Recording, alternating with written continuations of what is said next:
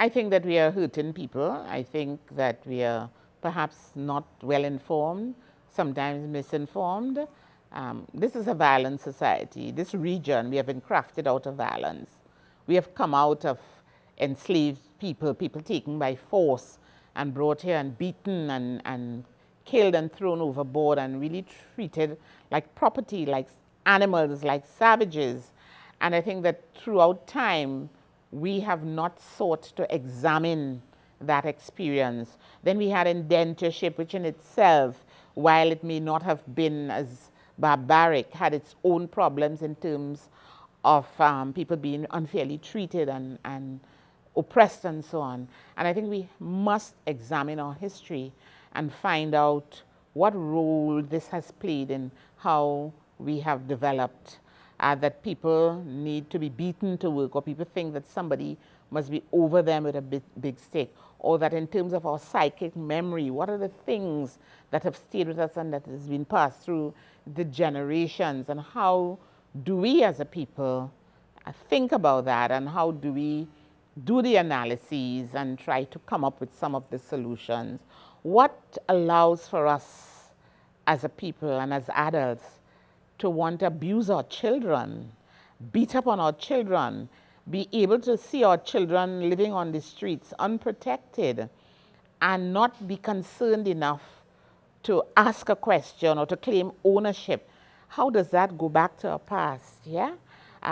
What does it say for us as a society who acknowledge that there's so much incest and not want to do something about it or to treat with the pain of that incest?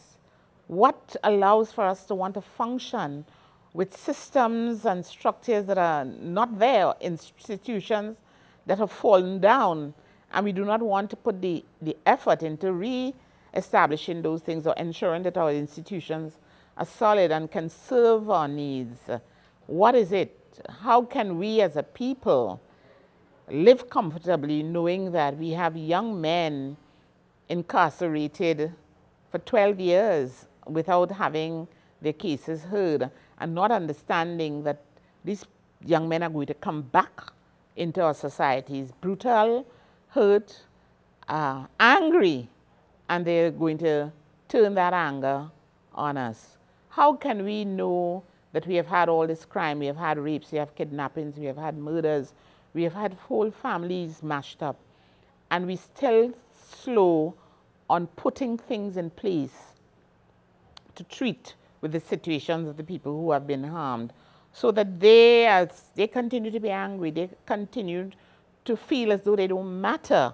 And shouldn't we use some of the energy that we are screaming for blood and looking to kill? Shouldn't we use some of that energy and some of those resources to try to help people rather than simply want to mash people up, especially when we know that our evidence gathering is not good, that our systems in terms of finding justice, they're not there. I mean, we just have to think about Akil Chambers, and we understand that the justice for the poor is different for the justice for the rich.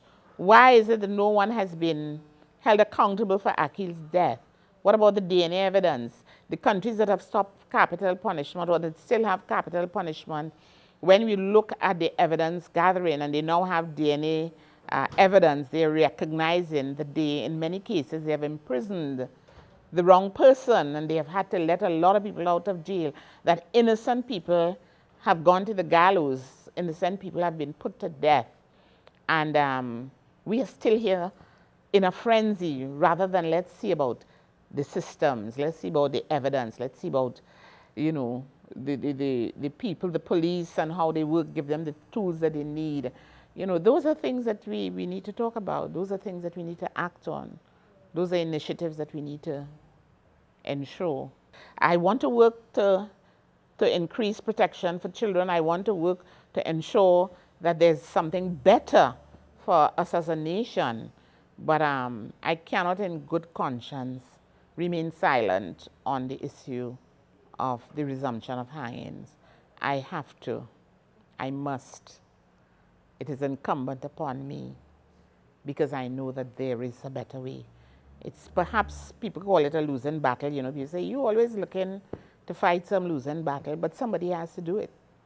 Somebody has to keep it on the front burner. And it's not about mashing up. It's about building. It's about building a nation.